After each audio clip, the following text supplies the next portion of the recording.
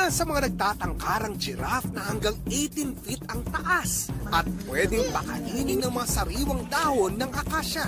Hanggang sa zebra, ang mga wild animal na ito mula sa Africa. Malayang namumuhay sa Kalawit Safari Park sa Palawan. Kabilang sila sa mga hayop mula Africa na dinala sa may 3,700 hectares na isla noong 1977. 2 oras ang biyahe mula sa Coron papunta sa Busuanga at 5 minutong boat ride naman para marating ang Kalawit Safari Park.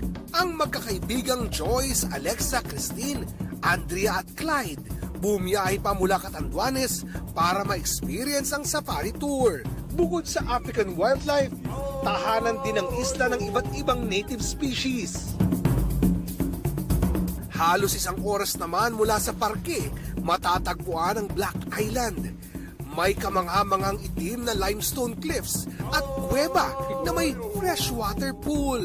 Kaya sa next Coron trip mo, huwag kalimutang isama sa itinerary ang unique adventure sa safari at island hopping. Oscar Oida, nagbabalita para sa GMA Integrated News.